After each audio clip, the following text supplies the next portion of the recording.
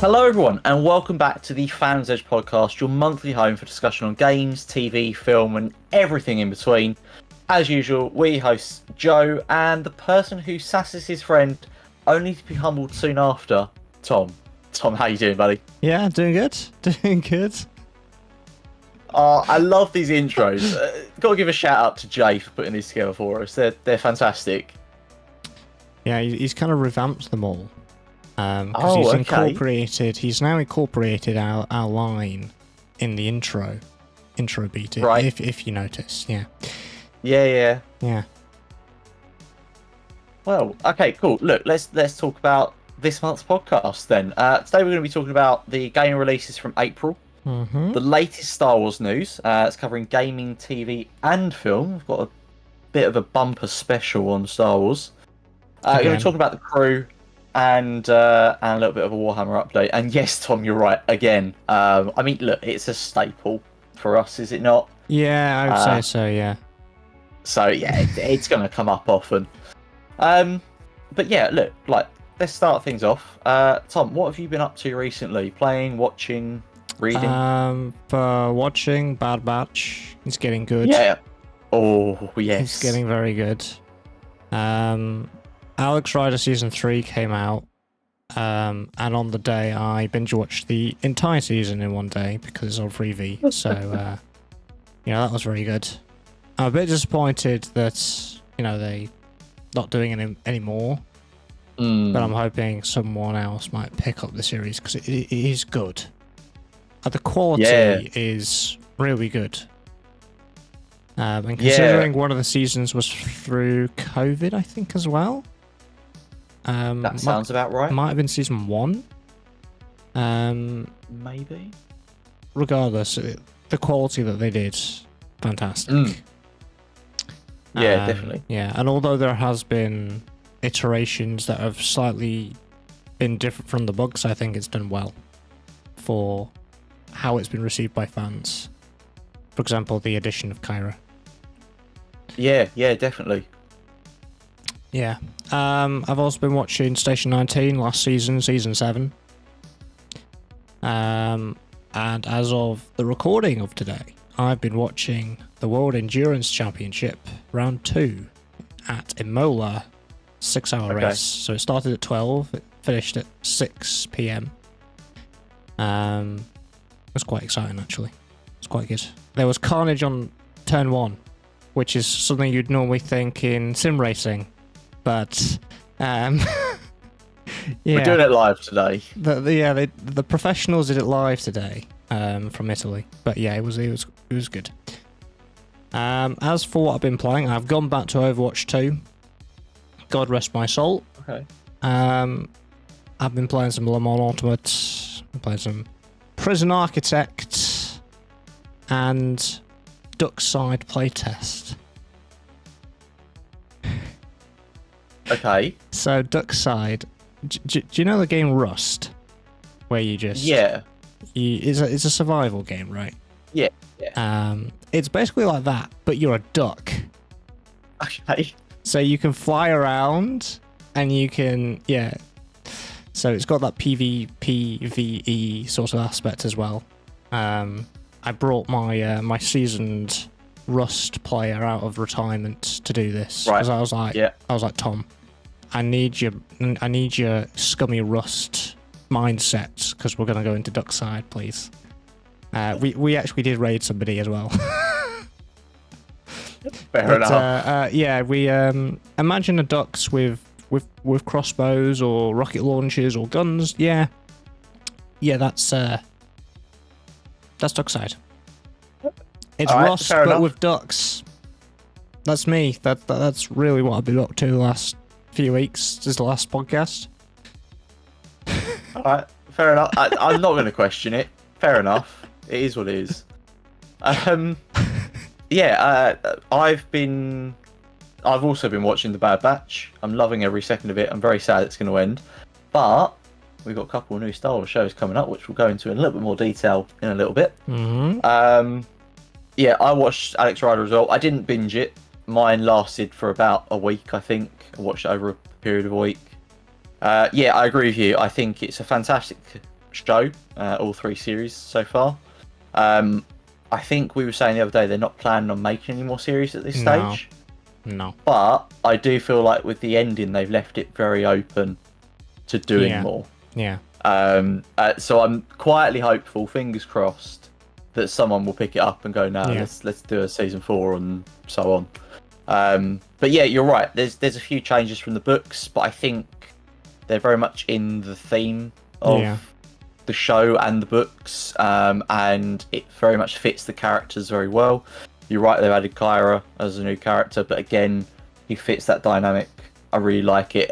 It feels like they put a lot of thought into it and been very respectful of the books, even with their changes. And yeah, it works. It really does work. I'm very, very happy, and I'm so glad that they did it. Just hoping for more. Games-wise, what have I been playing? Empire at War, standard. Obviously been streaming some trucks with you. And I also played a little bit of Starfield recently. Again. Oh. Yeah, I've decided to give it another go. I was going to stream it, but I think I'm just playing it as a bit of a casual game at the moment. Just to sit back and relax. And, I mean, of course, been playing Helldivers as well. But, yeah, getting back into Starfield a little bit. But, yeah. Nice. I think that's me kind of covered, though. I don't think there's been much else recently. But look, let's keep things moving forwards. Tom, you're going to start us with the game releases. Yeah, so as usual, I'll cover a wide variety. I won't be covering everything, and I'll be trying to cover a few sort of genres. And some of the games might already be out. So, as an example, 1st of April, we have a DLC launch. And this excited me because Assetto Corsa Cubzioni now has Nordschleife. Yes, the big one. The big one.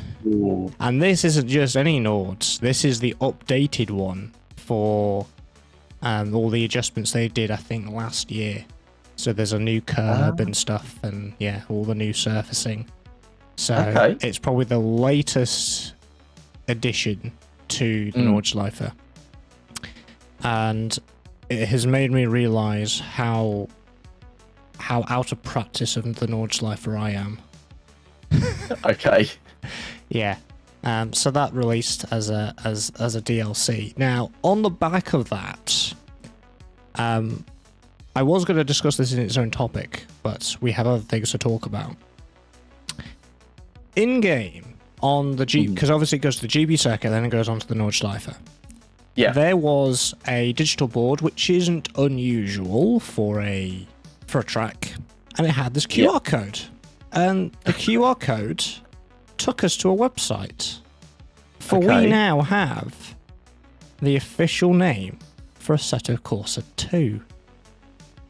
Oh, which I bet you didn't know about, did you? No, that's exciting. So it's going to be called Assetto Corsa Evo, which is fitting because of the Evo cars. Because you would have for example, an ACC example, a McLaren 720S, and then they'll bring out, which they have done so, it's in ACC, the 720S Evo. It's a slightly better version of that, so I like that naming convention instead of Assetto Corsa 2. But yeah, they've kind of teased it with this sort of website thing, which is very cool. So, because that's a reminder, that's coming out in early access. It should be this summer, or at some point this year. So yeah, that's exciting. Interesting. Yeah. On the 3rd of April, for our continuing our releases, we have an indie game that I was interested in and I grabbed. It's called No Plan B. And it's on early access. And this is a 3D action strategy sim game based around a SWAT team. So you plan your strategy and execute it, and you have one shot at it, hence the sort of name. And it uses a timeline mechanic, actually. So you can... so imagine like a timeline in editing software or just playing something like a player. Oh, yeah. So it uses that for you to plan all your moves from each sort of unit or each person from that SWAT team to kind of breach or cover whatever, which is quite cool. So it's almost a management sort of strategy game, which is quite cool, which I like the look of. So instead of something like Ready or Not, where you're actually the player breaching with other people or whatever, or with AI, it's you doing the strategic planning from above and doing the, okay, this is how you're going to breach through here or whatever. Yeah, it's quite good. Interesting.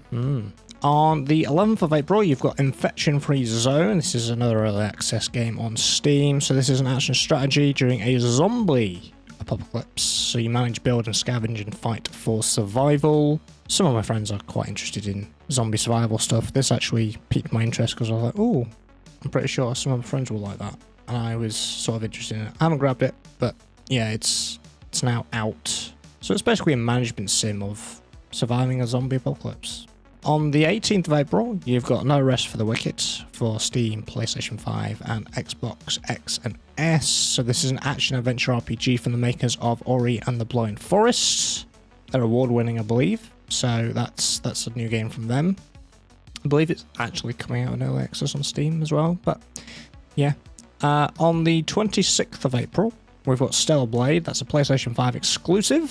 So this is a story-based third-person action-adventure based in a post-apocalyptic world, and you're equipped with a one-handed blade. You may have seen some footage online. It's like, what's it called? What's that game called? Nier Auto. What's it called? Oh, Nier Automata. Yes, that one. It's that sort of type of game. Okay. That sort of thing. Yeah. Yeah, and that's game releases really for April.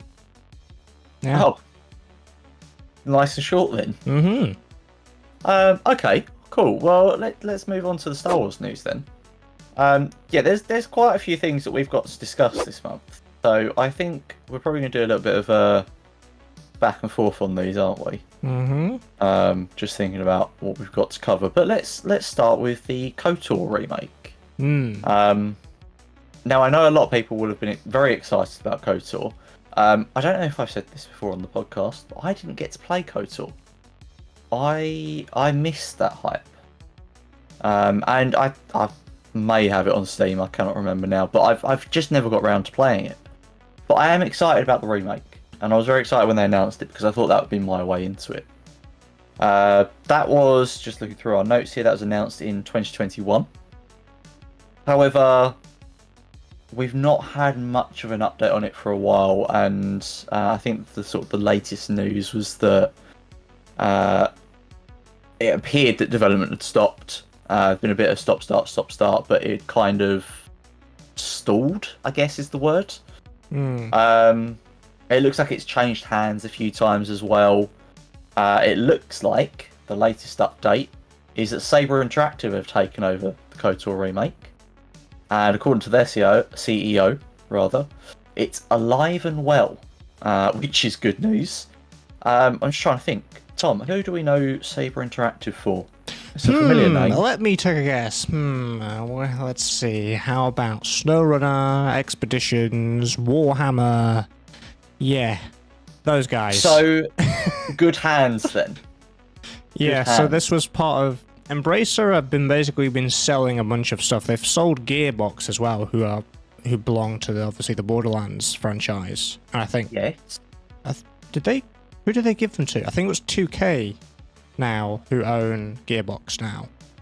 That sounds familiar. Yeah. Yeah. So they basically want to sell all these stuff off. So they kind of sold Saber, another one, to Saber Interactive, which I didn't realize. Saber Interactive own a lot, and I mean a lot. I looked into Saber Interactive. I couldn't believe how much Saber Interactive have under their portfolio.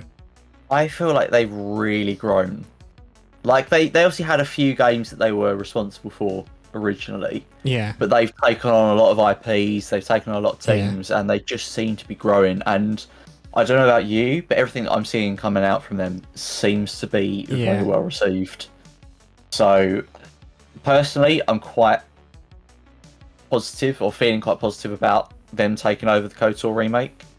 Yeah. I feel like they'll do a good job of it.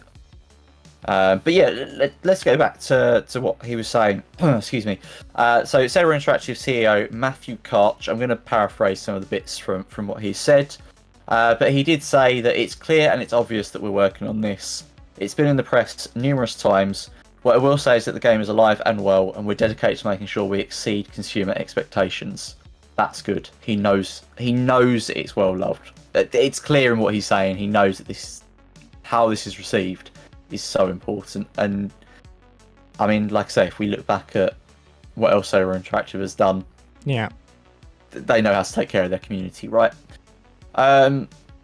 He's not offering a lot of further details at the moment, but apparently an investor call, following the announcement of their previous CEO's departure, it just implied that the KOTOR remake might still be some way away. So I know we're talking that it's been in limbo for God, however many years now. We might still have a few years. Oh, it was announced.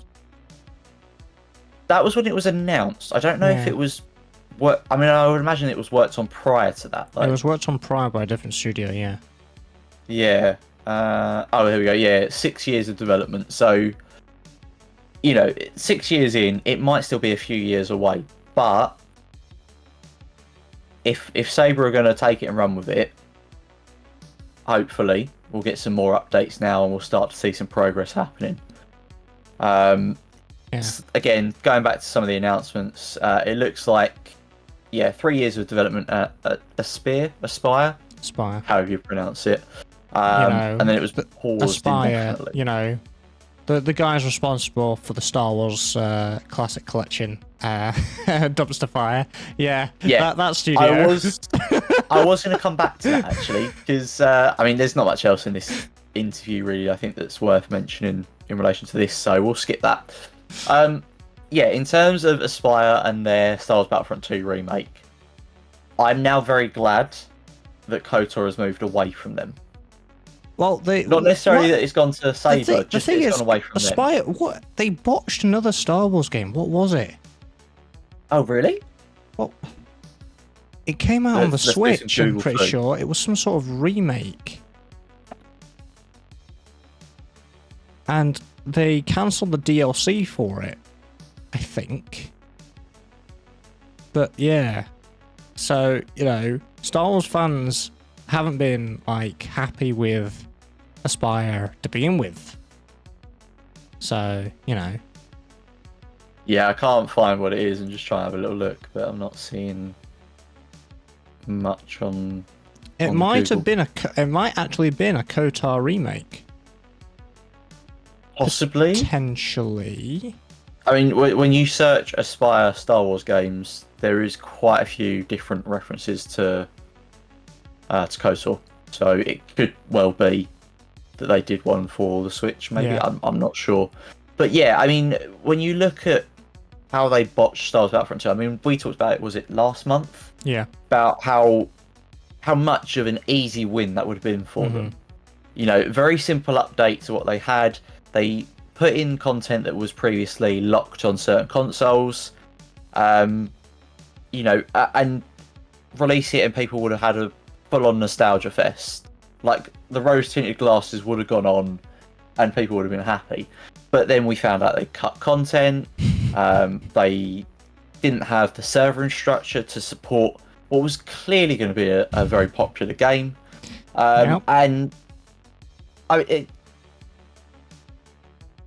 it's just like they ran all the way up the pitch, kicked the ball into the goal, and went, "Oh, that's ours." Oh no, we've gone the wrong way. You could not have failed more spectacularly. Yeah, and so yeah, just an update. I'm on the Steam page now. A month ago, it was mostly negative. It is still mostly negative reviews. Look, if they're trying to fix it, that's cool. But look, clearly they're not doing enough to fix the problems that they're not going to. They're not sour taste in a lot of people's They're mouths. not going to bring back those negative reviews easily. Nah. No, it's not going to happen. Right. But yeah, looking at that, as an example of them taking and remaking a Star Wars game. I'm glad they're not working on the KOTOR remake anymore. Like I say, regardless of it going to Saber Interactive, whoever it went to, I think is better than being with Aspyr. And I'm sorry, I don't want to bash a studio, but with such a miss there quite recently as well. Yeah, it just feels like that's the right move. So I'll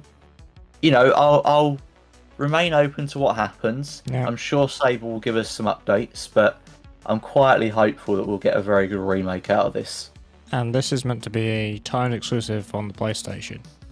And this is probably one of the reasons why I currently have a very, very expensive paperweight or charging station on my desk. I'm of course talking about my PlayStation 5. It was one of the reasons why I wanted it, because I'm like, I'm not waiting until it comes to PC. I want it now.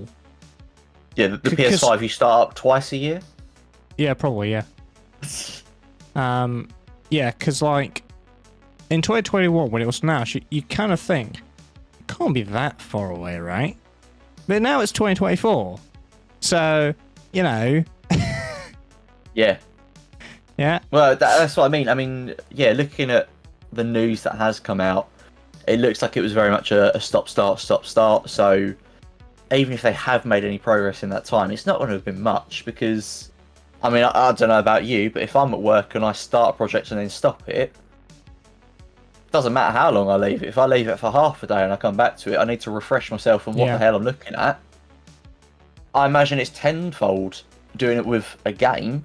And again, it depends on how long they stopped that for at a time. If they've stopped it for months at a time, developers coming back to it are going to go, right, well, let's just start from step one again, work out what we've done and go from there. They can't have done a lot. So, yeah, hopefully, those of you watching the podcast can see my fingers crossed here. Saber gets it right. And actually thinking about that, what, in my mind, I don't know about you, Tom, but in my mind, what will be a good example of them taking on a game or an IP and putting out something new in that IP is going to be Space Marine 2. Looping it back to that. They're obviously picking that up after, the Space Marine 1 came out like 10 years ago by a different studio. So, another studio picking up a game and putting something out in that franchise, that's going to be kind of, I guess, the test for me of whether Saber can do it justice. That would be quite telling in my mind, at least. But yeah, no, I'm excited. I don't know about you, Tom. Yeah, I assume you are. Yeah, I have. I think it's KOTOR 2, the Sith Lords, on Steam, but I didn't really get too much into it because I thought the controls were a little bit meh on PC. Yeah. So I didn't really get into it. I've tried playing it like maybe 2 or 3 times, but I just haven't experienced it, which is kind of why I want this to kind of do well and actually come out, which would be nice. Yeah. And don't do an EA and cancel it. Yeah. I'm not letting the people forget that they cancelled the Mandalorian game. No. You're gonna bring that up every month for the rest of time. Yeah. I can't blame you, to be fair. That would have been a very good game, and I'm it's Respawn as well. Yeah. But yeah, right. KOTOR, hopefully good news. We'll have to just kind of watch this space, see what happens. The next thing that I want to talk about in the Star Wars sphere is Tales of the Empire.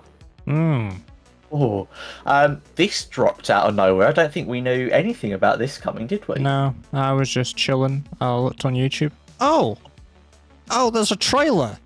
Let me message every single Star Wars fan that I know on Discord. Let me spam everybody's DMs. Guys, there's a new trailer. Hi, May 4th, Tales of the Empire. I'm just going back through our DMs. I think it popped up whilst I was at work. And I was like, sorry, what? Yeah, you messaged me, and I was like, yeah. So, Tales of the Empire, I'm sure Tom's going to layer in some shots from the trailer. for those of you watching on the YouTubes. It's, I suppose we can call it a new series. Well, Tales of is kind of like the overarching series. Yeah, kind of, because at the end it shows Tales of the Jedi, and then it kind of dissolves into Tales of the Empire.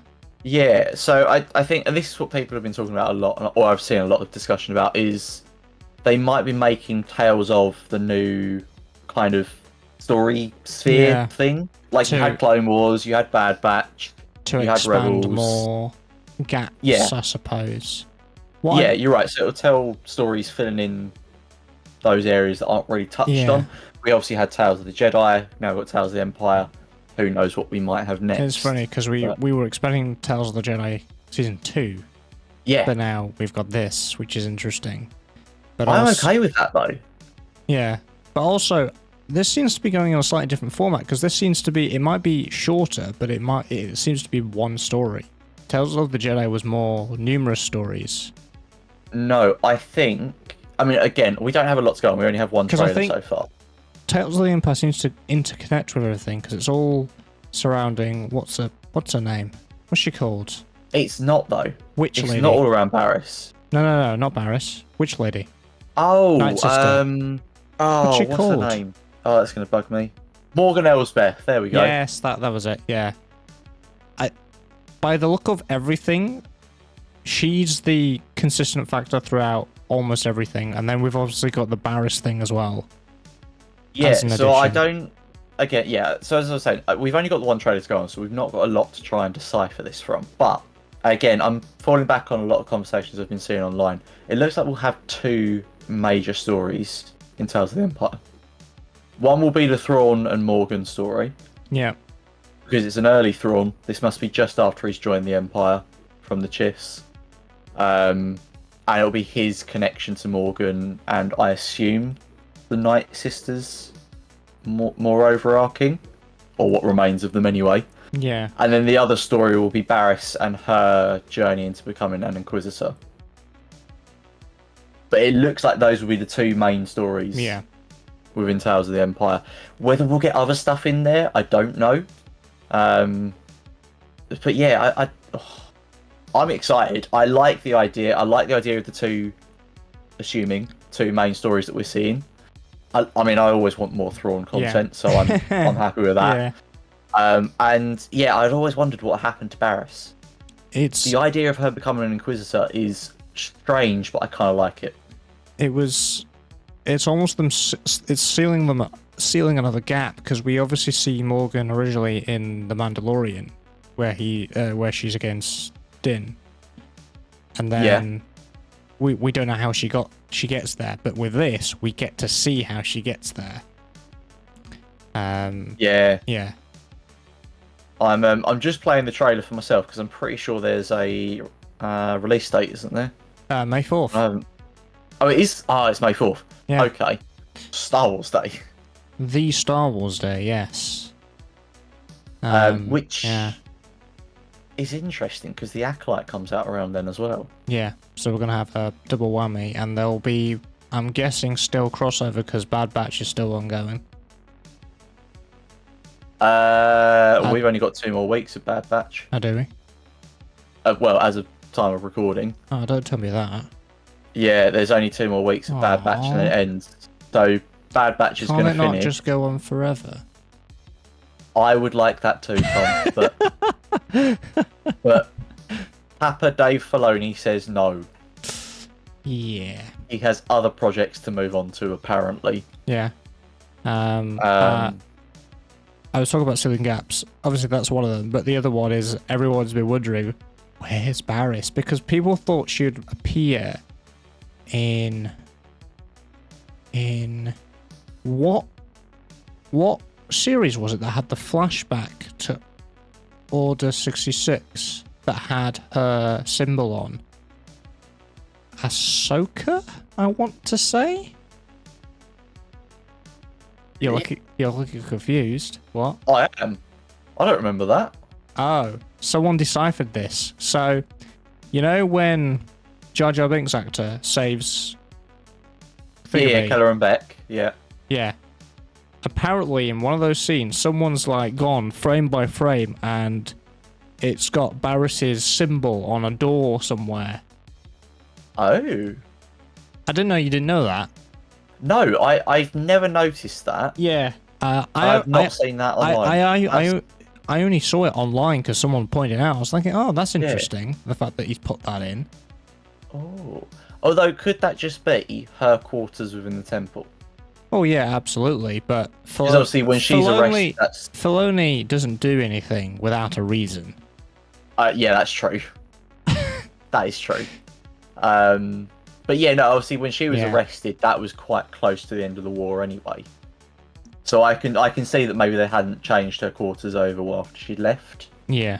But also, we know that if Filoni has anything to do with it, he's teasing something. And maybe this is what he was teasing. No, that makes sense. That tracks.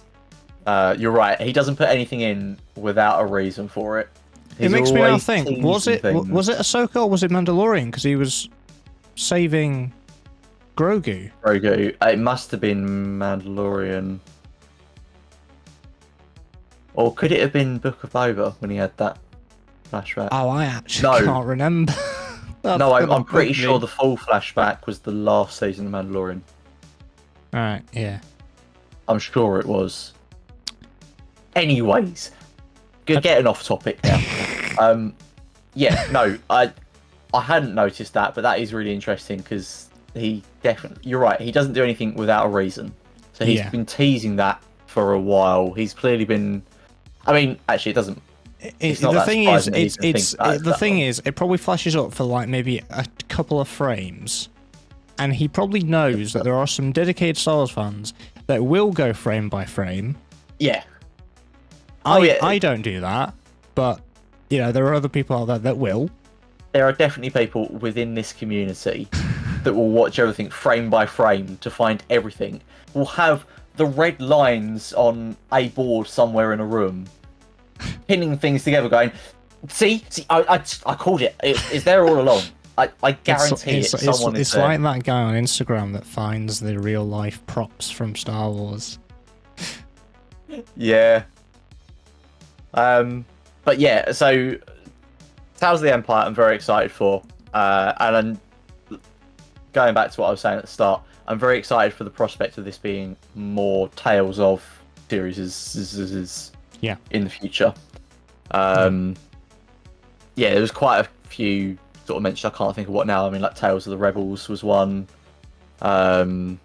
or Rebellion or something. Tales of. Someone made an entire graphic of all the little Tales stuff. I remember seeing it. So there's like Tales of the Mandalorians and Tales of this, Tales of that. Everything that you could ever think of was on this graphic, and it was so small. It probably had rows of maybe 5 or 6 going all the way down. Yeah. I think I saw the same thing. Yeah. We're probably thinking of that together right now. But yeah, there's so many possibilities of what they could do. And I love the idea, and I do hope we get more of it, because if this is anything like Tales of the Jedi, it's just going to be a masterpiece. Yeah. I did look up as well. The Acolyte is the first episode's on the 4th of June. So a month after. Yeah, there's probably going to be a little bit of overlap. Did they release it all in one go with Jedi? I think they did. Okay, so we might get that on on May the 4th. Yeah. And then, a month later we'll get the Acolyte. But 2 things I'm very excited for. This was shadow dropped, and I'm absolutely here for it. Dave Filoni, keep giving me more content. I love your work. Last thing that I want to touch on. We finally have a release date for The Mandalorian and Grogu. This is, I think we said this is supposed to be replacing season 4 of The Mandalorian, isn't it? Yes. We're doing this instead of another season. Yeah. Not to say that they won't do more after, but it wasn't too long ago where we said, oh yeah, the Mandalorian Grogu film is going to be in the next few years, and now they've actually given a date, which is good. Yeah. So the release date that they've given us now is the 22nd of May 2026. So got 2 years to go. Yeah. I'm not clutching on for dear life because I need more. inject Star Wars content directly into my veins. But you know, it's fine. We can wait. Ignore the Twitch. I mean, we have several TV series to look forward to anyway. Before that, anyway. Yeah. I need more. All right, they finished. They finished on that cliffhanger, and I need more content. Yeah. Yeah. Okay. We have another Star Wars film to talk about. Yeah. So we touched on this a few times. This was first announced at Celebration in London. Mm-hmm. Was that last year now? It was last year. Yes. You should know. You went. I know, but you know, time is a fickle thing. Yes. Sorry, there was 3 films announced at Celebration. We've talked about it a few times. I won't go over it again. The one that we're focusing on is the start of the Jedi. Dawn of the Jedi. It was Dawn of the Jedi. That was the word. It's going to be way far back. We have some more details now, so I'll go over it. It's about 25,000 years in the past. I'm assuming that's going to be prior to Battle of Yavin, because that seems to be when things are determined around. I mean, if you know anything about Star Wars, you know dates are before Battle of Yavin or after Battle of Yavin. So I'm assuming there'll be 25,000 years prior to that. It's going to follow the origins of the Jedi, which is kind of what we know from what was announced anyway. But it will be... Tom, help me out here. Is it going to be written by James Mangold and co-written by...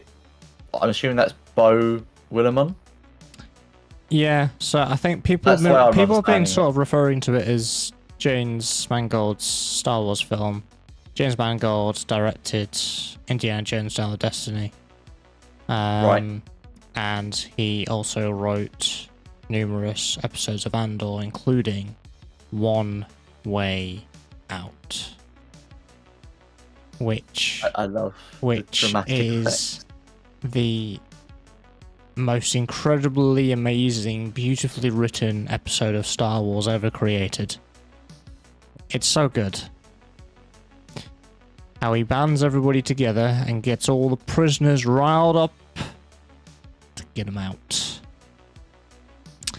Yeah. We need Prison Architect that's Star Wars. Sorry, random thought. I'm sure there'll be mods for it. There is a mod for Prison Architect, yeah. Anyway. But yeah, it's still not a lot for us to go on, but we know the quality of the writing, basically, is what I'm saying there. Yeah. Yeah, you're right. We know the quality of the writing. It's a period that's not been touched on. So, I mean, even... BioWare would like a word? It's even before that. Oh, yeah, that's true. That's the thing. Yeah, so like KOTOR and Star Wars: The Old Republic, the MMORPG, for those of you not familiar, even those are only like 3,000-4,000 years prior to the Battle of Yavin. Oh yes. So this is going way back, which, yeah, like I said, I think that's going to be a really interesting concept. There's going to be a lot for them to play with there, because obviously no one's really entered that period before. Which means they have full creative freedom no matter what they do. Yeah. Because there's nothing to base it off, really. There's a little bit. I haven't delved into things like Legends or whatever EU canon, whatever it is. Yeah, to be fair, I haven't either. I got heavily into Star Wars probably around about the time they moved that out into Legends. Yeah. That's when I started getting more into it. Before that, I was quite casual. I enjoyed it. There's no hiding it, but I wasn't as deep into it as I probably am now anyway. Yeah. But there is a book which is called the Jedi Handbook. I don't know if it's still canon, but it makes references to things that have been referred to in other Star Wars media. So I'm fairly confident that the tropes in it will be followed. Anyways, it's obviously supposed to be... It's written as like a introductory guide for a new Jedi. Yeah. Talking through, the tenets of the Jedi Code, the different forms, but it also talks about the lightsabers. Now, they didn't start with lightsabers. They started with, actually, I think started with Force-imbued blades, which was just a sword made sharper by the Force. What the hell does that mean? Yeah, it's basically just a standard sword made sharper by the Force. Then they went on to proto-sabers, which was kind of like a lightsaber, but you couldn't power it from the handle. You basically carried a generator on your back, like a backpack, and it was attached by a cable. So these things, these ideas, I would like to see them using that. So that is basically like the guys that have made the real life lightsaber. Yeah.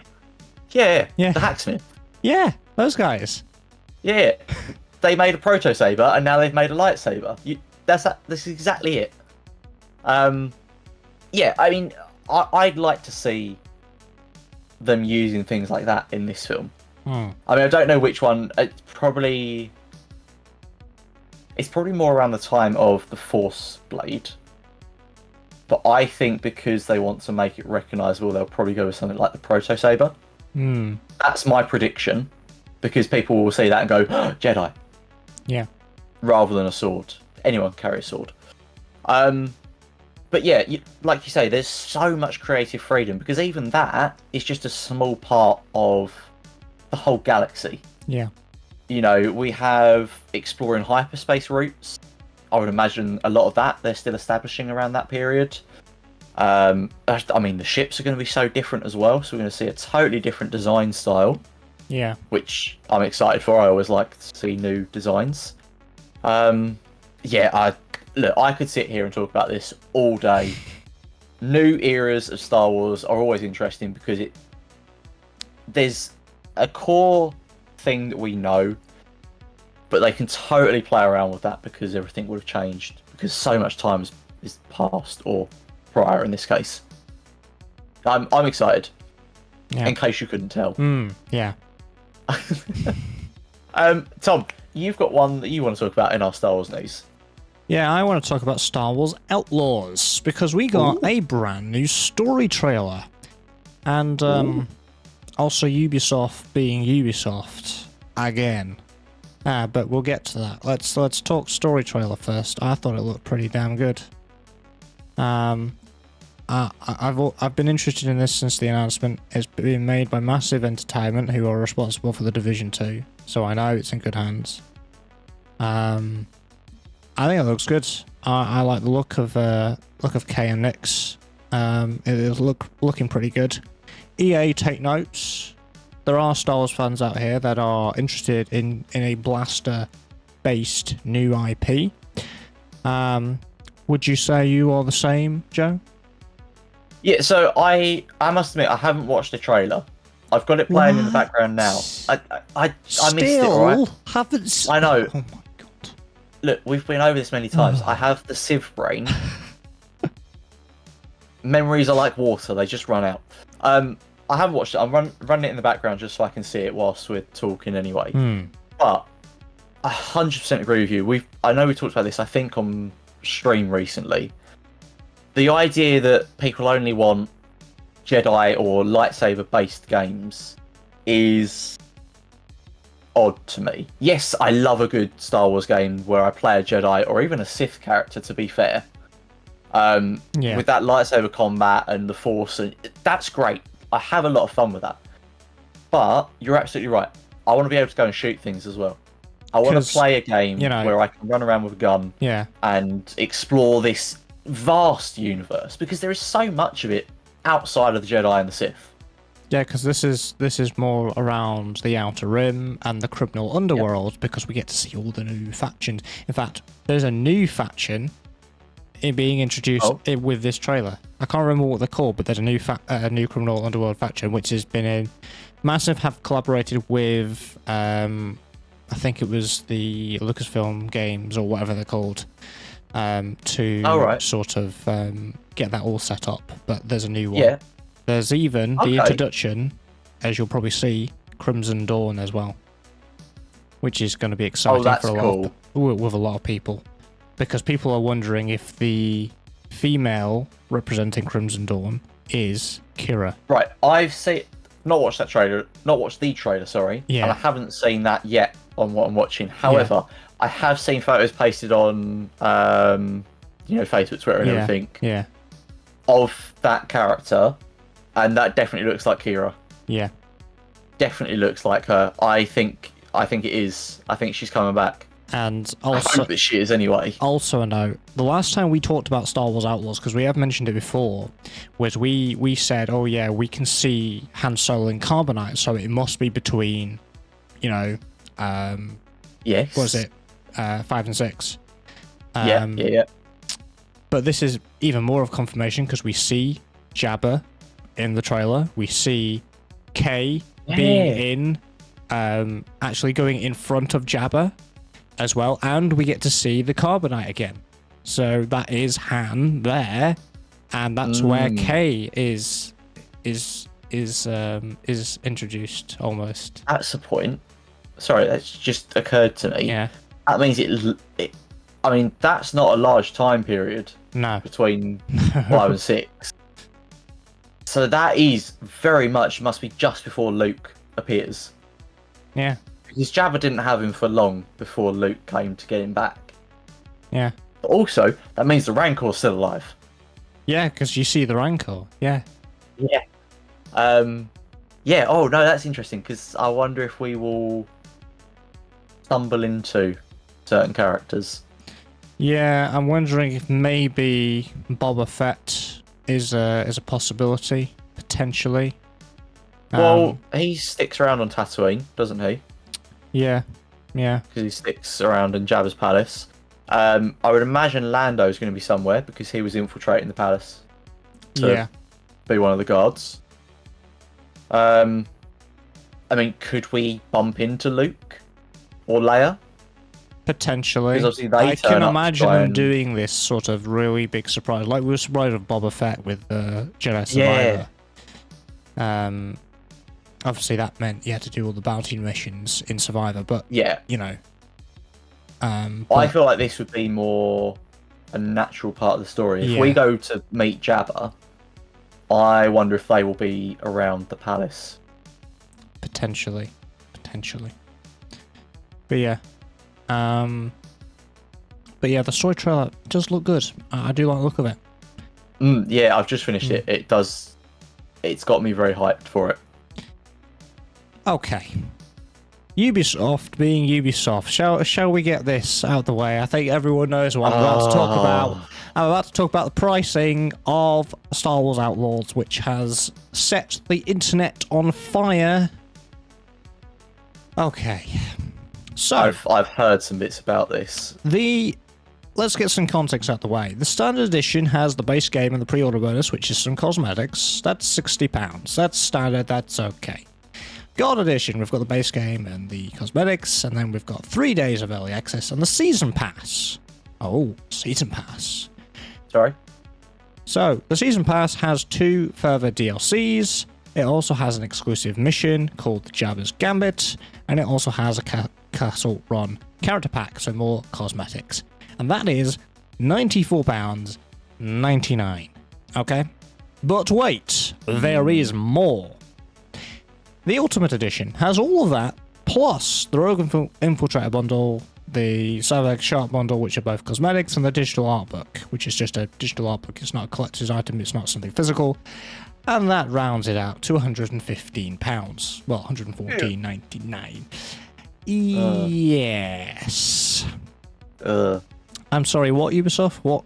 What are you smoking right now? I also... Sorry, you said season pass in there. Yes. Let me season pass in a single player game? No. You're making a mistake like everyone else is making the same mistake. Season passes in single player games have been a thing for a very long time. For the last 10 years.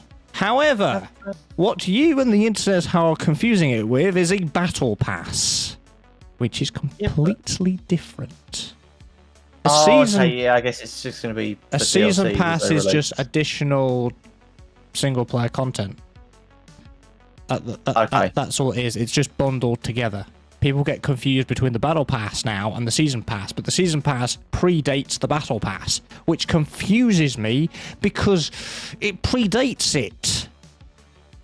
How can you get confused with something that's been around for ages? And Ubisoft does this. They do this with all their single-player games. But yeah, like, Season Pass, don't really mind. We're getting extra stuff, basically, in the future. They're not just going to dump it and leave it.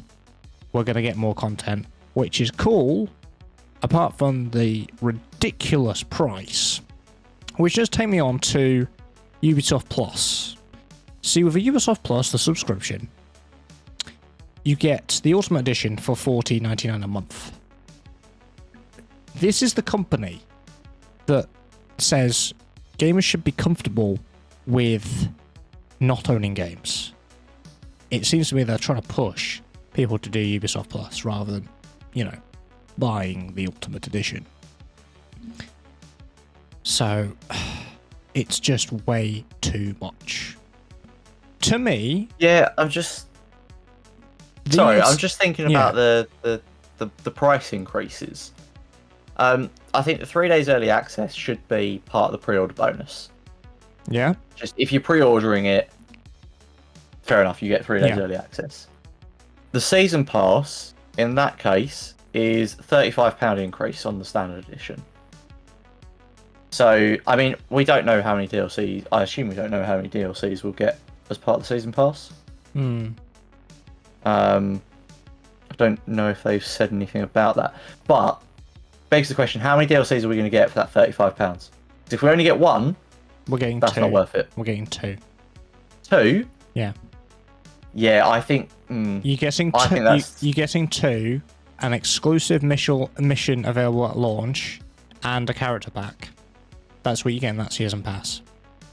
I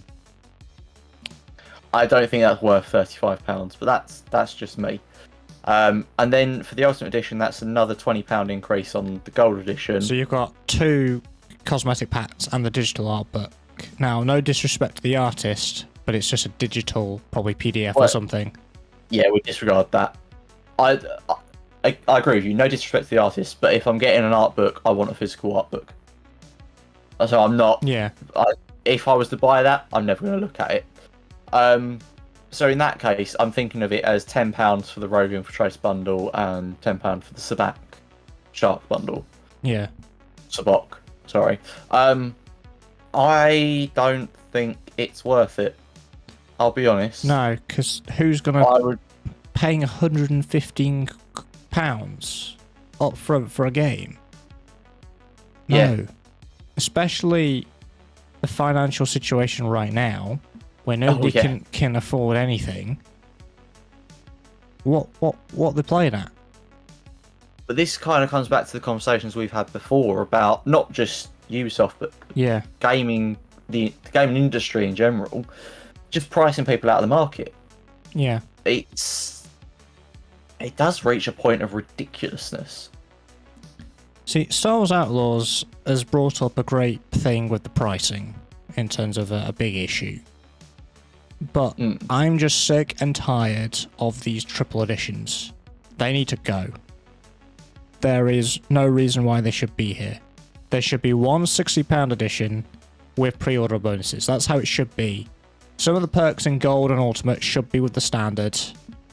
Right? And that's what it should be. Nintendo don't put triple editions out. Right? When you buy Pokemon, it's just one single edition. They have maybe some DLC. You buy them separately. To be fair, add on. With Pokemon, you have Choice A or Choice B, and that's it. Yeah. The exact same game. That's why I like the way that Nintendo does that, particularly the Pokemon company, when they do that, because that's so much better. But this is silly. And with all this pricing for Star Wars Outlaws, this is what I would do. If you put me in charge of doing the editions, this is what I would do. Scrap Gold, scrap Ultimate, scrap Early Access. Why is Early Access a thing now? Right? Early Access used to mean something when you were a content creator or a journalist because you were making content for it. Early Access, there should be one release date, not two, scrap that, right? Have the season pass there for those people that want to buy it separately, but don't make it part of anything. Just have it there. This exclusive mission, yeah, no, make that part of standard, right? All the cosmetics you get, pre-order bonus, right? Boom, done. 60 quid. That's what I would do. That's how it should be. It should be as simple as that. We've gone to the point of we're now searching for a game and thinking, should I buy this? And then we've got through that barrier. Oh yeah, I'm interested in this game. Oh, what edition should I pay for? You know, I've been on both sides. I've paid for an edition with early access and one without. And it's that FOMO, that fear of missing out. You know? Yeah. Like, I didn't pay for early access for Starfield. But when I was watching people play it, I was like, I want to play it now. This is the thing with the early access. It makes other people that aren't paying a little bit more, it's paying for exclusivity, and I don't like that. If you buy the game, you should be buying the same game, and you should be getting it the exact same time as everybody else, no matter what. Largely, I agree with you, but I don't think I'm as hardline on it as you are. As I said, I don't mind the early access thing. But I think if you're going to do that, that should be part of your pre-order bonus. Yeah. If you're going to say, look, you can have 3 days early access, fine, but that's because you've. I swear that's how it used. I swear that's what it used to be. Like maybe 5-10 years ago, you pre-order a game, you get a little bit of early access, and you get some exclusive cosmetics, and that was it. Not even on all games. Not even on all games. Yeah, it was only some games that did it, but it was part of the pre-order bonus, and I'm okay with that. Some people prefer to pay up front, put that money in and go, well, I'll take the risk. If it's a bad game, oh well, I've lost out. But they do it. Some people prefer to wait for the reviews, hear what people are saying that the game's like, and then buy it.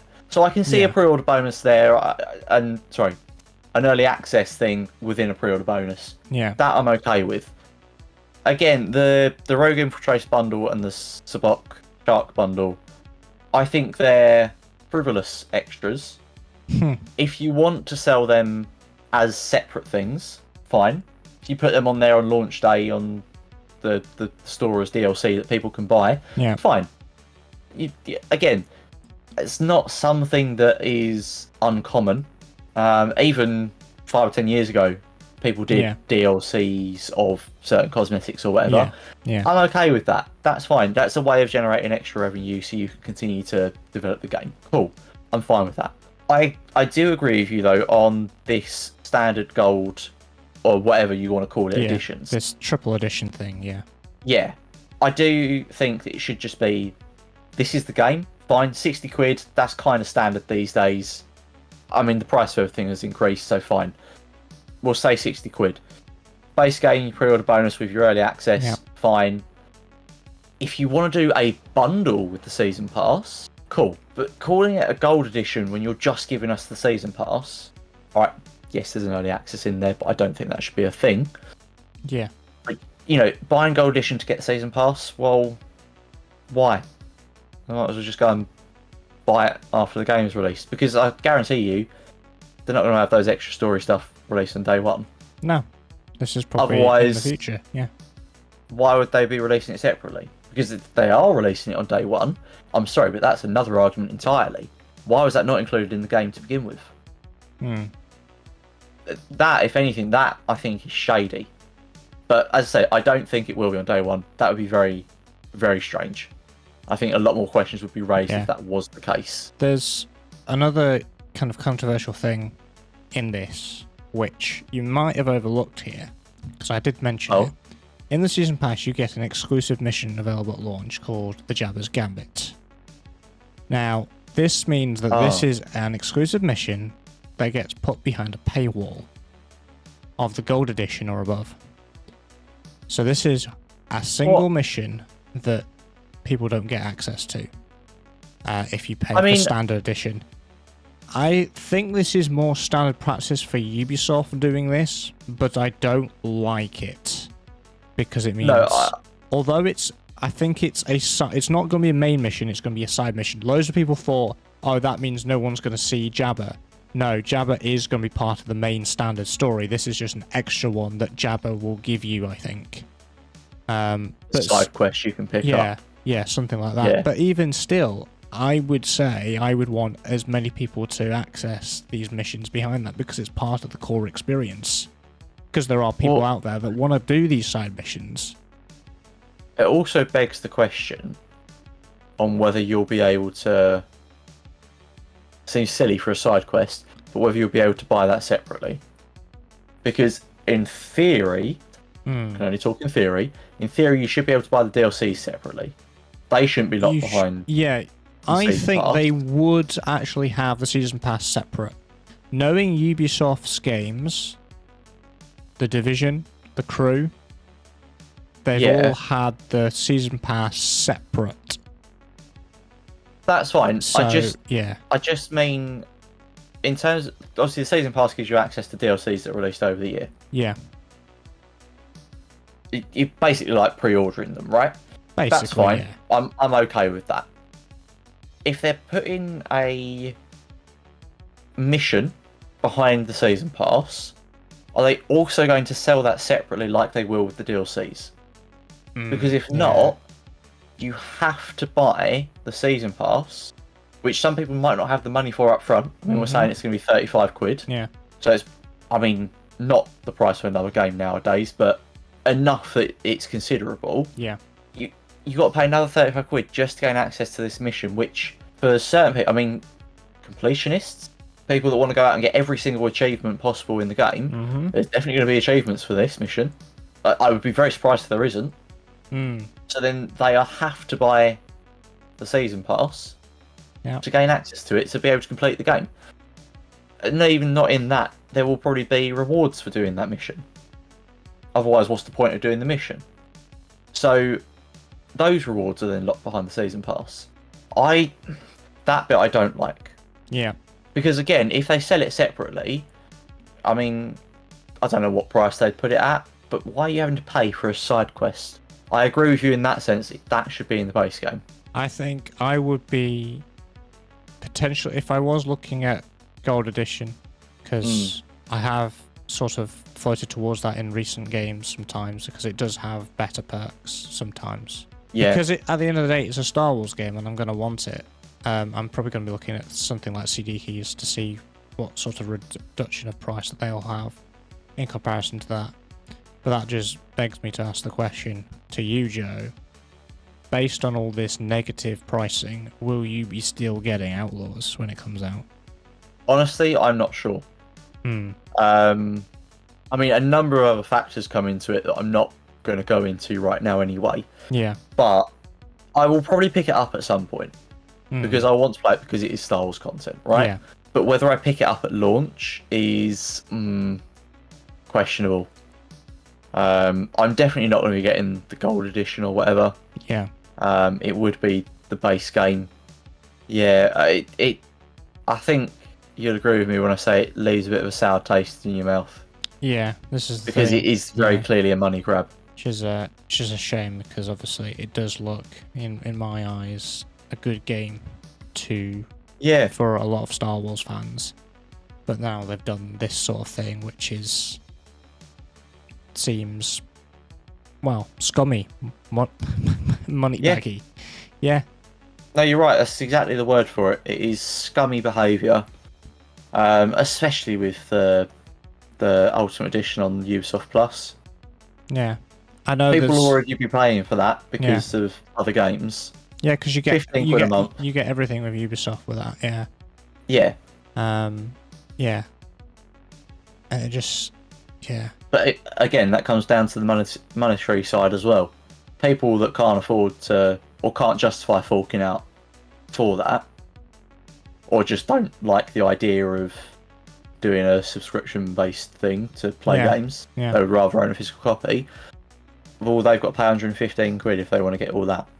But I don't agree with subscriptions in gaming at all. I don't think it should exist. Yeah, I don't know. I think it depends on that what means I've just attacked the entirety of the World of Warcraft community, but that's what I mean. yeah, games like Star Wars: The Old Republic, I used to pay for membership on that. Oh, and iRacing as well. Sorry, not iRacing, iRenting. Yeah, I've heard about that. Don't you have to pay a subscription to pay and then pay for cars? So and stuff? iRacing you have a subscription for things like servers and stuff. Okay. And then you've got to buy tracks and cars separately. You get some basic entry cars with your subscription, but you've got to buy more if you want to do a particular series and stuff like that. Yeah, Yeah, I don't like that. Yeah. It's you've got to have money, man. What's money? Yeah, I feel that. Yeah. Well, look, we've talked a lot about Ubisoft's shady money grabbing tactics. Should we move on to the next bit? So you mean Ubisoft doing more shady stuff? Oh no! Because that's exactly what I'm going to be talking about. Oh, Ubisoft, it is not your month. Ubisoft is not having a good month. I want to talk about The Crew. Oh, I remember that game. The Crew. This game. Ugh. He comes with props. I do. Look at that. The Crew. I mean, it's just all I can see is your background, but it's kind of doing it. I'm doing it for the other camera, not for you. Okay. Oh, I see. Yeah. This version of The Crew is what I've been holding up for those people on the audio version. The OG. It's been out for probably 10 years, and I would argue it probably still has one of the best game trailers, announcement trailers ever. It's so good. Even now, I watched it the other day, so yes, looks really good. As of March 31st, 2024, they shut down the servers because it's an always online game, which means, yeah, you can't play it no more, which is why I rushed to finish it, because I never actually finished it. So that's exactly what I did. Yeah, so this was the OG game from Ivory Tower of the Crew series. And for those people that don't know the story, I would say it's a decent story for a racing game. You play a guy called Alex. And Alex has a brother called Dayton. Dayton, at the start, basically asks you to drive because somebody owes him money. Now, Dayton is the head of the 510s. The 510s is basically the street racing gang of the US, because obviously one of the MO of the Crew is you get to play through and drive through all the states of the US on a very large scale. It takes you a few hours to get to one point to the other. So in game time, which is pretty impressive. So it's a big map. Yeah. Dayton gets killed. You get framed for it. You get put in jail. 5 years later, Zoe, FBI agent, comes to you and says, I've got this dodgy, potentially corrupt FBI agent. I want to take him down. I also want to take down Shiv. Shiv is the guy that killed your brother and is now top, the V8 of the 510s. So basically, you have to go through and basically take him down, take Corbin down with you as well. All that kind of stuff. That's the general gist of it. You have characters on the way that connect you, that are part of your cause. Things like Shiv's ex-girlfriend. People like, I've missed my... There's this hacker that you get brought into because she's looking for her sister, and you find out that she gets killed. She gets killed by the 510s. There's also a stunt driver as well. And he was a professional racer until the 510s rigged the race, and, well, he had an accident. So you have these connecting characters that do support your cause of taking down Shiv and taking down Coburn and all that kind of stuff. Yeah, that's the storyline for those that didn't know. Have you played The Crew, Joe? I've played a little bit. I don't think I got that far into it, to be fair, but I've played a little bit, yeah. Now, the reason why I've kind of gone through the synopsis is, well, you can't play anymore, so there it is. Yeah. Yeah. So I was actually quite sad when when I'm shut down, so I made sure I spent all my in-game money as much as possible. I took a few screenshots, which I put in a couple of Discords. I'll put them on screen for those on YouTube. And yeah, I saw that. Yeah. Sorry, I've gone to look at the article on PC Gamer that you've saved as a reference, and I've just been blinded by it. Yeah. For those of you watching on YouTube, I've just turned even whiter.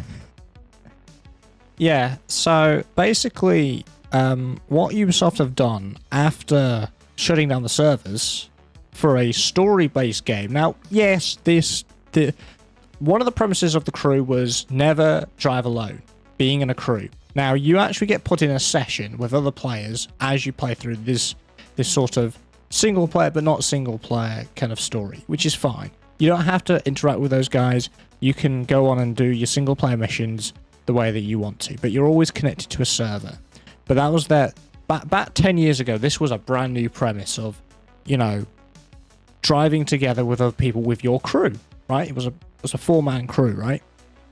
And yeah, that was the sort of new social aspect of a racing game back then.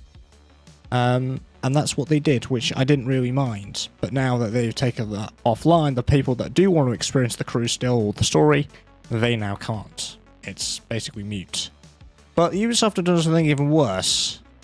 They've started revoking game licenses from people's accounts after it's shut down. And it basically says, there's a screenshot that I put on, I'll put on the screen. It basically says, you no longer have access to this game. Why not check out the store to pursue your adventures? Now, this screenshot is actually a screenshot of my Ubisoft Connect. They have revoked my license from a disc version. This isn't a digital purchase that I made. This is through disc, through a code. Like all the OG ones, when you buy a physical edition, you import a little code, and there you are. Even I am not safe from that. So, I'm going to jump in very quickly here. Yeah. Because I did see about this when they started revoking the codes. It was popping up everywhere. Yeah. I didn't understand the point of it. Because I get it. If it's a live service game and you shut down the servers for that, it bricks the game. Yeah. Right? And whilst it's never fun to lose a game that especially one that you've enjoyed that is live service like that, I understand that it happens. I understand that games reach end of life, and I was okay with that. Yeah. I thought it was weird that they revoked the licenses, and I didn't understand why. I get the argument that, the game's bricks, you can't play it anymore, why does this matter? Well, they're basically removing it from our libraries for us to install it again. That's effectively what they've done. And no, because this is why I was looking at the PC Gamer article, because actually that kind of answered my question. And it reminded me of, I don't know if you've heard of Star Wars Galaxies. Yeah. It was, again, for those of you that are not familiar, it was a MMO that was massively popular many years ago. But that also shut down. Closed off, all the servers closed, that was it. Been dead for years. However, a lot of community groups have started up that have set up their own servers, created some lines of code that allow people to access these player-run servers, and there are actually some out there that are actively developing the game. I think you've just stepped ahead of what I'm about to say. Okay. Because what I'm about to say is, so the crew Discord is actually run not by official staff, it's by volunteered moderators. They posted the other day saying there's a modding group out there currently working to get the crew back online through modding capabilities. In fact, they've got as far as getting into the menu, the main menu. So there's been progress, and there's a separate Discord that you can join, which was cool. But yeah, I suspect you were going to go on to that, weren't you? Saying the modding community might be a saviour. And it's looking like it is going to start to be, which is going to cause another issue because no one can actually uninstall it. This morning, time of the re-recording this, I actually uninstalled the crew because I thought, well, there's no point it being on my hard drive. I can free up some space, but I can't actually reinstall it now. And not to mention that the play button is grayed out anyway. I can't play it anyway. But yeah, like that sort of thing is a bit. Oh yeah, no, you're right. It was reading the title of that article that made me think maybe they're trying to do a Star Wars Galaxies with it. Yeah, so teams of people in the community will set up their own servers, create some mod or script or whatever to allow people to access that, and then they may even develop it themselves. They may put more content in, because that's what we've seen with Star Wars Galaxies. That is alive and thriving now. But yeah, you're right. I think, or I realise now that that's why Ubisoft is doing it. And again, I think that's scummy behaviour. If they've taken down their servers and they don't want to give it any care or support anymore, fine, do that, because that's a standard part of the life cycle of any game. But actively going and revoking licenses so that the community can't continue to enjoy it, that's just malicious. Yeah. And with this announcement in the main crew Discord as well, they also did a sort of this was for the UK people. And someone had set up a, one of these Parliament petitions. Oh yeah. So obviously this is only for UK residents that can sign it, and this was for games to allow. What was it? It was on the Discord. I'm going to try and find it. It was basically for them to. This was in general for just game publishers to allow the life cycle of games to extend. I need the exact wording, but that was the sort of gist of it. It'd be interesting to see how that goes, because I just wonder how the legal argument would work. So here it is. Require video game publishers to keep games they have sold in a working state. Yeah, so require publishers to leave video games and related game assets or features they have sold to customers in a reasonable working state when support ends, so that no further intervention whatsoever is necessary for the game to function as a statutory consumer right. And at the moment, it's reached 11,000 signatures. And wow, if you know what that means, it has to be debated in Parliament now. Yes, it does. I've actually signed this. I signed it as soon as I knew about it, because this isn't. Although this has spiraled from the crew, this is in relation to any video game. Yeah, it has an industry-wide impact. Yeah, which I think would be good. Leaving it in a decent state. I think from a business point of view, or Ubisoft's point of view, it's them freeing up money and servers like any game studio would do, because it's money going towards servers that aren't really needed because the game isn't supported anymore, because they're on their third game at the moment. And that's why I don't actually have an issue with them closing the servers. No. Effectively bricking the game. I don't have a problem with that, because that is standard practice. That's something that we all understand and accept. But yeah, it's the specifically revoking the game licenses so that no one can go and do anything. Yeah. No one can, I understand that they don't want people effectively breaking into their game and changing it. I can understand that. Yeah. Not all developers do like modding, let's be honest. Mm-hmm. But actively going out of their way to prevent it, that is... Yeah, I don't know the right word, but it's just... It doesn't put a good image on Ubisoft at all. No. And I will say, I could understand if the licenses were revoked for people that got it through a Game Pass or whatever. Because I can see that falling under the argument of, well, they've stopped support for it. Yeah. So why would they continue to include that within their Game Pass? That I can understand, and that is fine. I would be okay with that. But going out of the way to take it from people that, like you, and I'm pretty sure I bought a physical copy as well at one point, going out of the way to revoke those licenses, that is... I think that's malicious. I think that's the only word for it, really.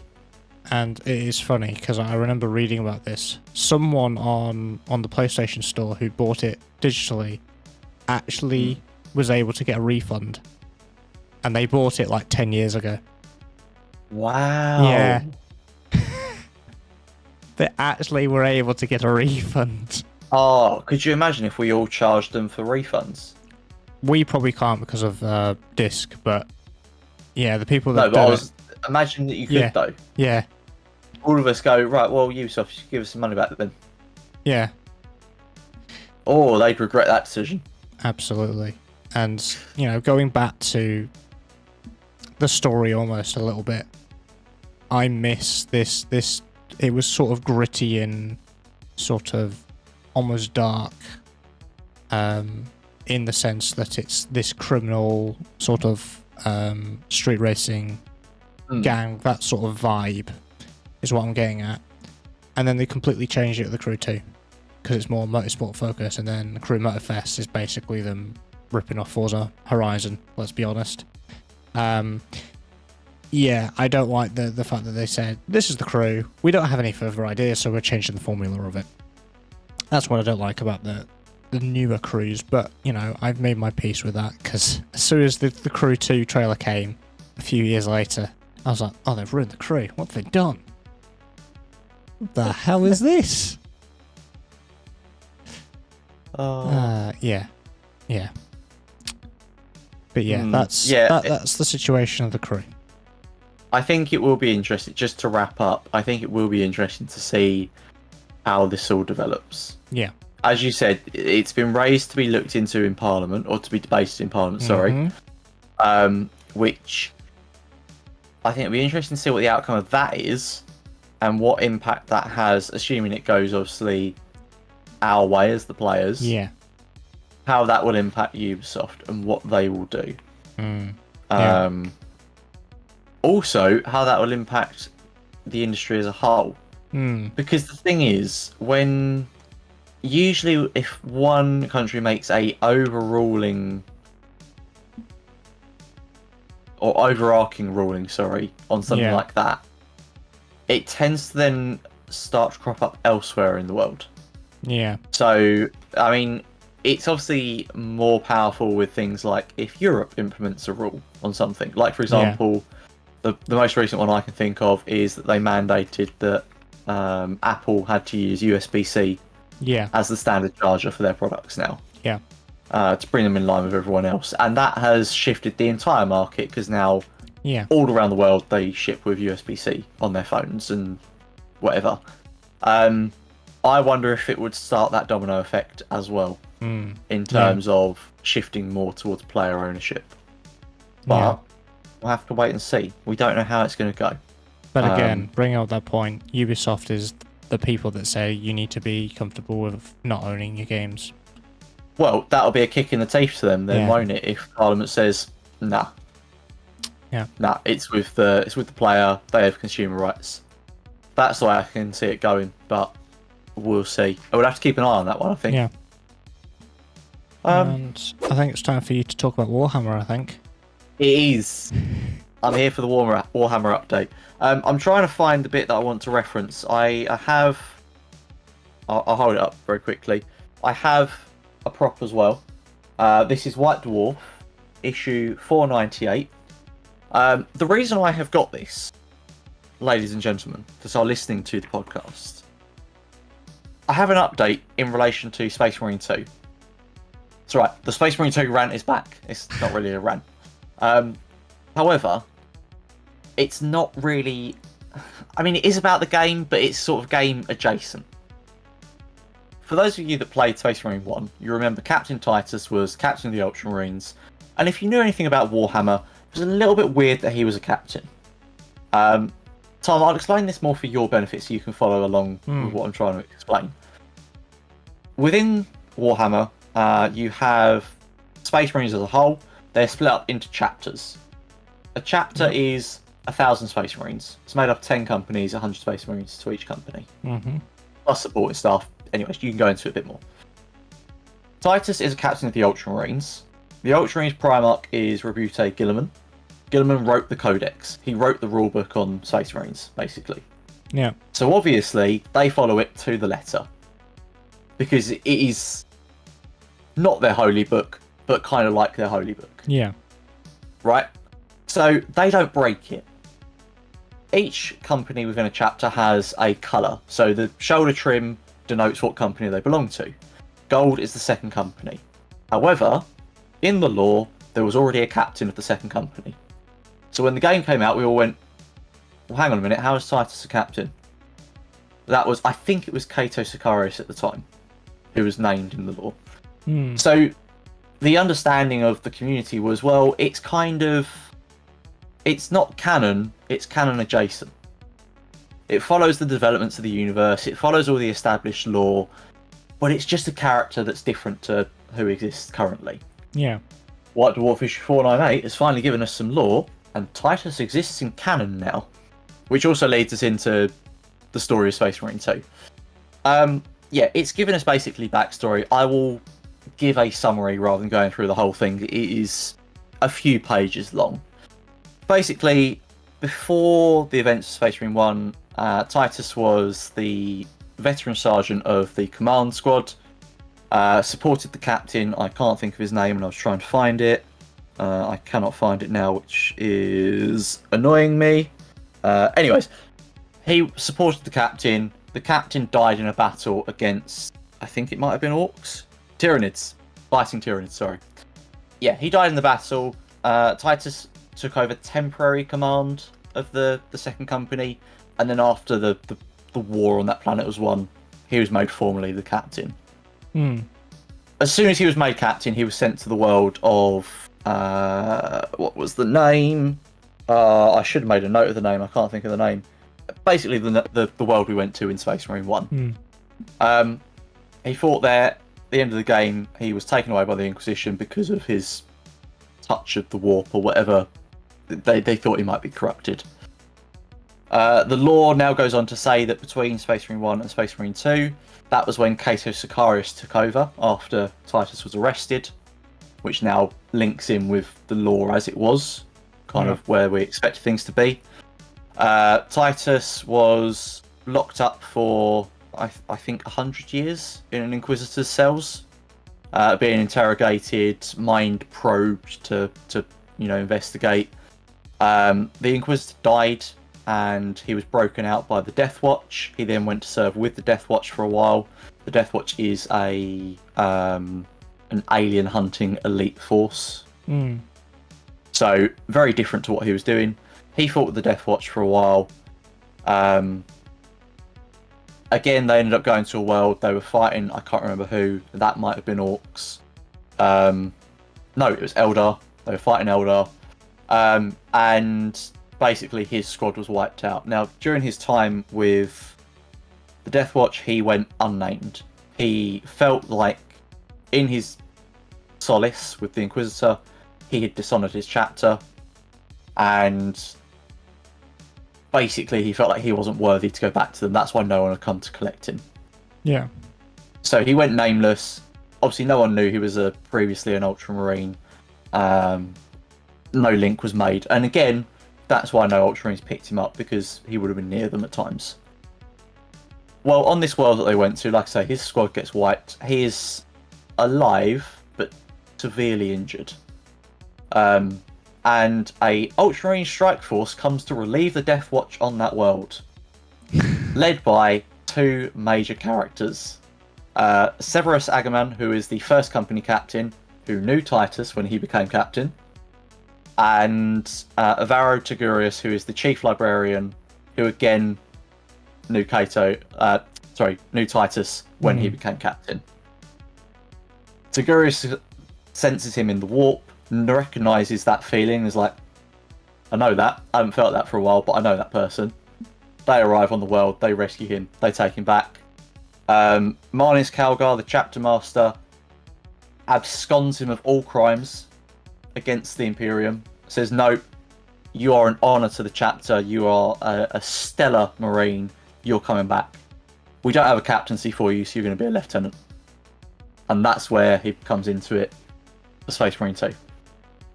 Oh. There is a lot more detail than that. I've tried to summarise it, but I realised that went on a lot longer than I meant it to. What a roller coaster for him. Right. Yeah, so we finally have Titus fitting into the lore. the first game now fits into the lore as well, which it didn't before. That's kind of exciting for those of us that are interested in the lore. And yeah, I mean, it kind of leads us into where he's at going into the second game. Is he still carrying some of that shame? Is he still carrying some of that guilt for what happened on the Forge World? I think it was Grya, I think it was called. He obviously lost his veteran sergeant, the leader of his command squad at the time, who was an incredible character, just to note. And we don't know what happened to Leandros, the bloody traitor, the one that turned him in. I think a lot of people are hoping for it as well, but I'm hoping Leandros will appear at some point and we can bitch slap him across the square. But no, I'm hoping he will appear because I'm interested to see how that interaction occurs. But yeah, I just thought it was worth mentioning. I thought it was interesting that we finally got a lore update on that. We finally understand what's been happening between the two games because, again, more Tom, for your benefit, there are studs in his head. Each stud for a Space Marine represents 100 years of service. It's like a veterancy thing. Yeah. In the first game, he had 2 studs. In this, I think he has 4 studs now. So everyone's going, oh, hang on a minute. 200 years passed. What the hell's happened? Now we've got an understanding. Yeah. I'm very excited. I love a bit of lore. Lore is one of the things that drew me to this universe in the first place. Anyway, I will say the release date has not changed. It's still saying the 9th of September. I can't pre-order it yet. I want to pre-order it. But it hasn't changed, and everything that I'm hearing from Saber Interactive is that it's still going to be launching on the 9th. They obviously gave themselves that extra bit of time we talked about previously to, I guess, polish up the game, make sure it's ready for release. But it looks like it's going to be coming. I'm very excited. I will be streaming it when it comes out because I think that's going to be my game of the year. Yeah, I'm super pumped, and I'm so happy to get a lore update. Thank you to the Warhammer guys for giving us that. It was actually a very nice read. I'm hoping they'll put it up online somewhere at some point so that other people can access it. But yeah, that just reminds me, you talking about Dorban. Embracer sold Saber. I've just remembered, didn't they? Yes. And that's where I told you, oh yes, Space Marine 2's all good because the CEO addressed it. Yeah. Yeah, they did say it was still going ahead. So. And now they've been given obviously Star Wars KOTOR, which is from Embracer as well. Which was a little bit weird actually. Them selling it and then. Yeah. Yeah. Yeah. But I imagine there's another team working on that. Yeah. Separately, but I'm very excited. I knew there was something else linked to what I mentioned earlier. Yeah, that was it. Yeah. But yeah, that's my Warhammer update. It's very nerdy, it's very lore heavy. I don't have anything else to talk about on the game at the moment. I'm waiting, I would say patiently, but it's not patiently at all. I'm waiting for any news to come out very eagerly, and when it does, I will be sure to give it to you all in another Warhammer update. But for now, the lore is all I've got to be excited about, so you best believe I'm going to be excited. Right, I think that's probably us done for this month, isn't it, Tom? Yeah. Well, thank you very much to all of you for coming and listening to us ramble on for God knows how long, probably 2 hours now. An hour and a half. Oh, there you go. If you have enjoyed it, please do be sure to give the podcast a follow wherever you're listening to it or watching it, if you are watching on YouTube. Our next podcast is going to be on the 29th of May, so keep an eye out for that. As I say, give it a follow, give it a rating if there is a rating system on your platform of choice. And please do give us a review as well. We love getting the feedback. If you share with us what you're enjoying or what you'd like to see more of or what you'd like to see less of even, we can think about that with our future podcasts. So please do give us that feedback. It's essential for what we're trying to do. You can stay up to date with the podcast as well by following all of our socials. So we can both be found on Discord, Twitter, YouTube and Twitch. Links will be in the description for both of us. Tom is under Maverick RNG. I'm under FamilarForce. We've also got some podcast socials as well. Tom, So we've got it's just Fanzerd Podcast on YouTube and on Instagram. Yeah. There you go. So do make sure to give those a follow. You'll get updates. Tom posts lots of shorts as well. They're very funny. If you look at them as an overview, you get a weird conversation between us. It's great. It's a great time. Jay's having so much fun with that because he gets two different conversations. Jay updates his conversation list every time a new one goes up. So go and check it out. See what weird conversations we're having at the moment. From the freeze frame, of each short, yeah. But otherwise, that's us done. Thank you very much for joining us, and we will see you next time on the Fandom's Edge.